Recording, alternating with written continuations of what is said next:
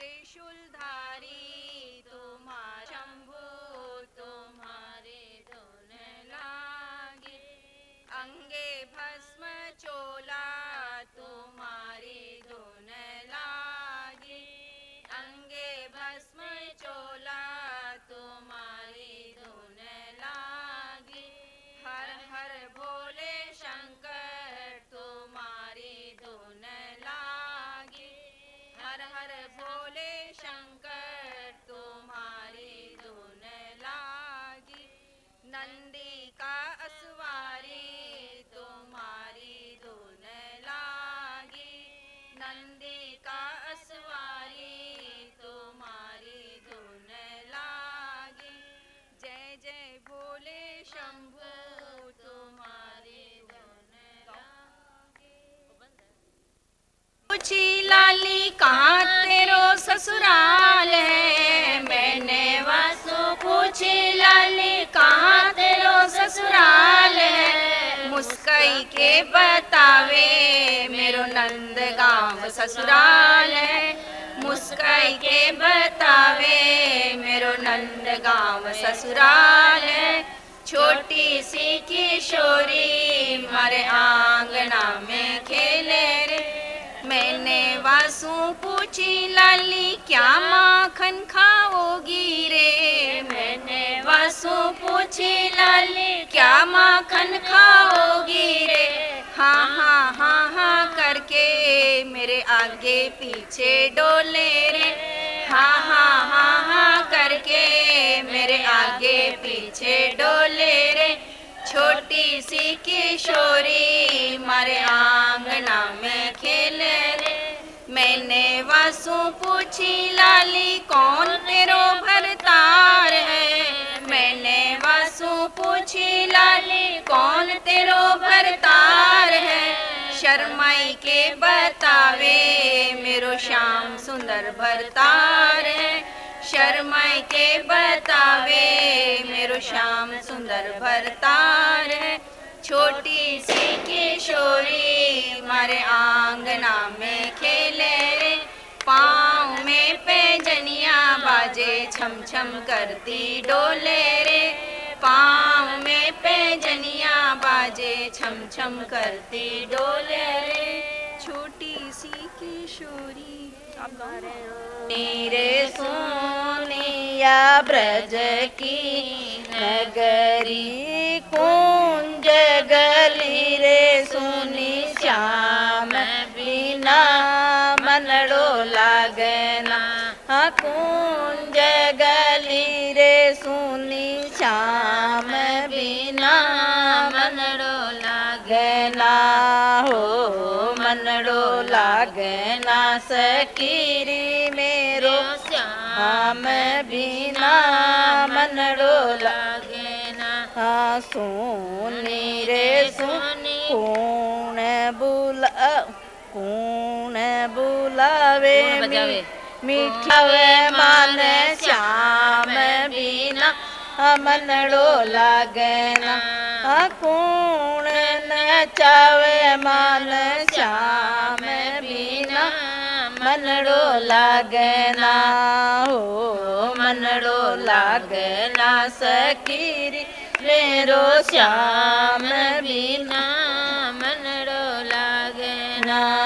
पानी भरण जद निकलूं मैं घर से। पानी भरण जद निकलूं मैं घर से।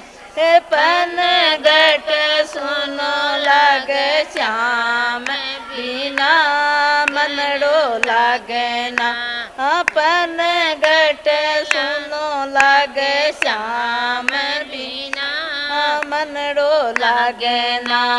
हो मनड़ो लागना सकीरी मेरो श्याम बिना मनड़ो लागना। बनवा हरी कैया रुष्यो मेरो कानो। बनवारी कैया रुष्यो मेरो कानो। व्याकुल हुई हुई मैं तो श्याम बिना मनड़ो लागे ना। व्याकुल हुई मैं तो श्याम बिना मनड़ो लागे ना। हो मनड़ो लागे ना सखीरी मेरो श्याम बिना मनड़ो लागे ना। बोलो पहले गा लो। नहीं गाओ गाओ होली नहीं। ओ नंद जीरा लाल सांवरा सुन ले मदन गोपाल। नंद जीरो लाल सांवरो मदन गोपाल मीरा थर काई लागे। नंद जीरो लाल सांवरो मदन गोपाल मीरा थर काई लागे। काई लागे काई लागे काई लागे काई लागे मीरा थर काई लागे। नंद जीरो लाल सांवरो मदन गोपाल मीरा। हरि कीर्तन करना है ये हरि। आज तो आप कहाँ कॉपी करा के लाए? कॉपियाँ कहाँ करा तो लाओ ना। हरि कीर्तन हरि गीता की कॉपी। हरि गीता में तो बहुत टाइम 2.5 घंटा बोले आधा आज करेंगे। मीरा जन्मी मेड़ तेने परणी गढ़ चित्तौड़। मीरा जन्मी मेड़ तेने परणी गढ़ चित्तौड़। राजपाट मन भावे नाई भावे नंद किशोर मीरा थर काई लागे। नंद पाठ मन भावे नाई भावे नंद किशोर मीरा थर काई लागे। राग टूट गई। वो पीछे रुक गए ना। शुरू से ले लो ना आ जाएंगे। शुरू से 11 की कथा बोल देती हूँ पहले। अच्छा कथा बोलो। सुना कथा। 11 कथा सुनो।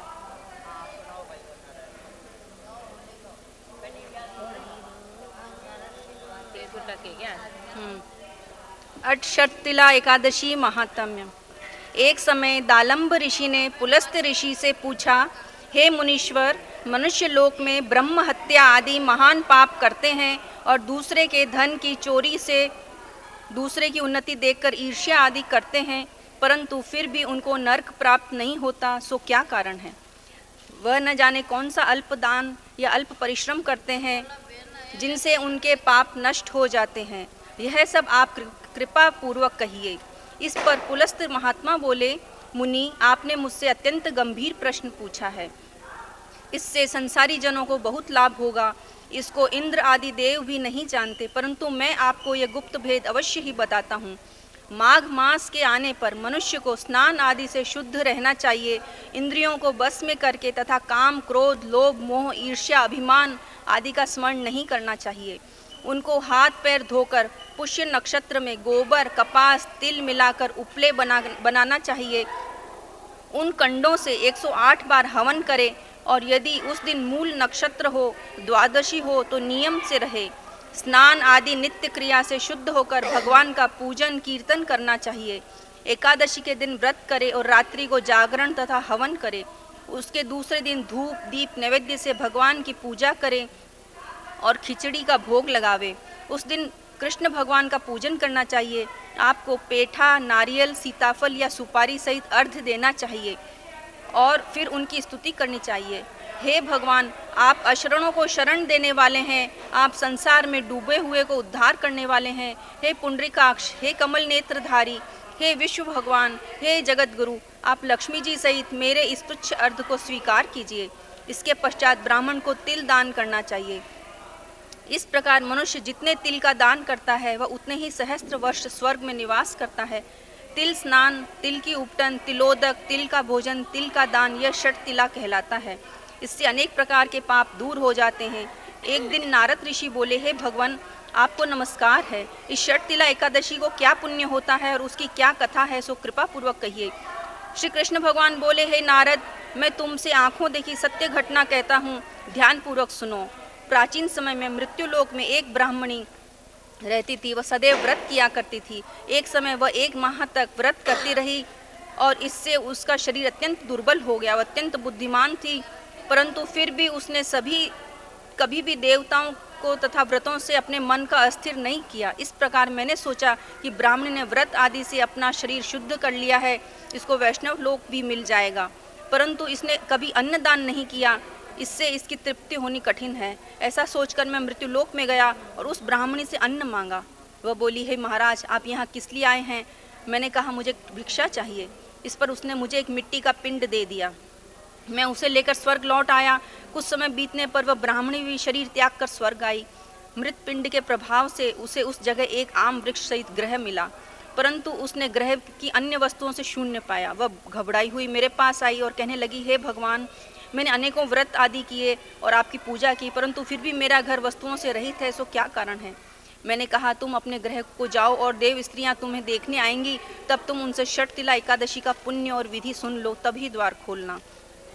भगवान के ऐसे वचन सुनकर वह अपने घर को गई। जब सब देव स्त्रियां आई और द्वार खुलवाने लगी, तब वह ब्राह्मणी बोली कि यदि आप मुझे देखने आई हैं तो षटतिला एकादशी का महात्म्य कहिए।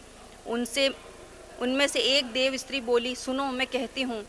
जब उसने षटतिला एकादशी का महात्म्य सुना दिया, तब उसने द्वार खोला। देव स्त्रियों ने उनको सब स्त्रियों से अलग पाया। उस ब्राह्मणी ने भी देव स्त्रियों के कहे अनुसार षटतिला का व्रत किया। इसके प्रभाव से उसका ग्रह धन धान्य से भरपूर हो गया। अतः मनुष्यों को मूर्खता त्याग कर षटतिला एकादशी का व्रत करना चाहिए। इससे मनुष्यों को जन्म जन्म में आरोग्य प्राप्त हो जाता है। इस व्रत से मनुष्य के समस्त पाप नष्ट हो जाते हैं। बोलो नारायण भगवान की जय। बाई साधे कर तो मारो काई करसी, वन सासरिया पहुंचा जा आपा खेला होली, वन सासरिया पहुंचा जा आपा खेला होली, आजा रे सावरिया आपा खेला होली, बाहर आजा रे सावरिया आपा खेला होली, काई करसी साहिब जी से कह तो मारो काई करसी,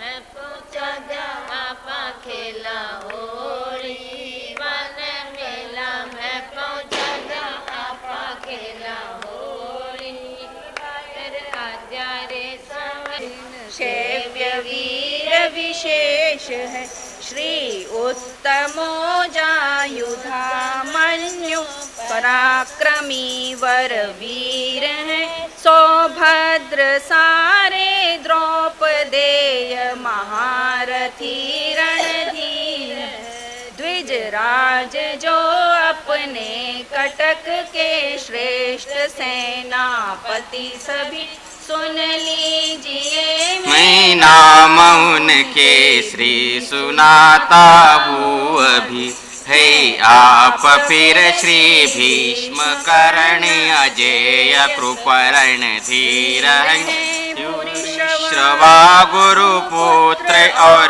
भी कर्ण से बलवीर, रण साज सोजे निपुण शूर अनेक ये से बल भर, मेरे लिए तैयार है जीवन हथेली पर, श्री भीष्म रक्षित है नहीं पर्याप्त उनका दल बड़ा, पर भीम रक्षा में उधर पर्याप्त उनका दल,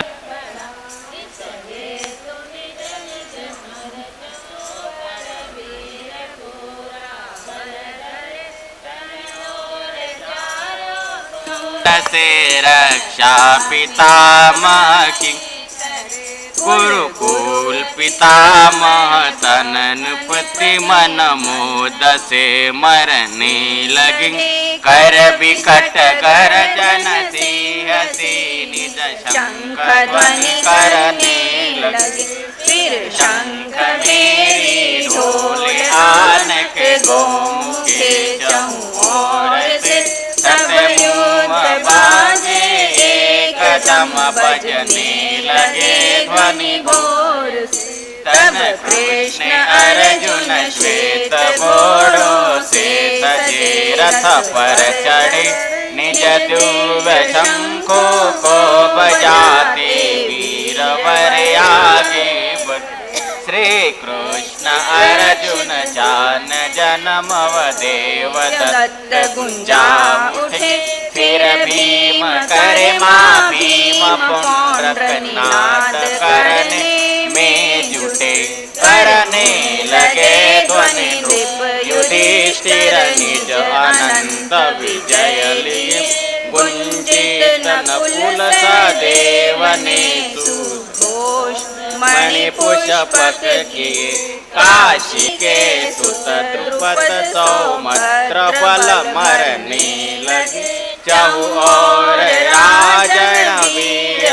निज शंख ध्वनि करने लगे वह घोर शब्द विदीर्ण सब कौरव हृदय करने लगा चहु और गुणव सुंदरा आकाश में लगा सब कौरवों को देख रण का साज सब पूरा किए शस्त्रादि चलने के समय अर्जुन कपिवज धनुली श्री कृष्ण से कहने लगे आगे बढ़ा रथ लीजिए दोनों दलों के बीच में अच्युत खड़ा कर दीजिए कर लो निरीक्षण युद्ध में जो जो जुड़े रणधीर इस युद्ध में माधव मुझे जिन पर चलाने तीर मैं देख लूँ रण हेतु जो आगे यहाँ बलवान जो चाहते दुर्बुद्धि दुर्योधन कुमति कल्याण श्री कृष्ण ने जन गुड़ाकेश विचार भार सुन लिया दोनों दलों के बीच में जाकर रथ को खड़ा किया राजा रथी श्री भीष्म द्रोणाचार्य के जा सामने ला देख लो कौरव कटक अर्जुन कहा भगवान तन पार्थ ने देखा वहाँ सब है स्वजन बूढ़े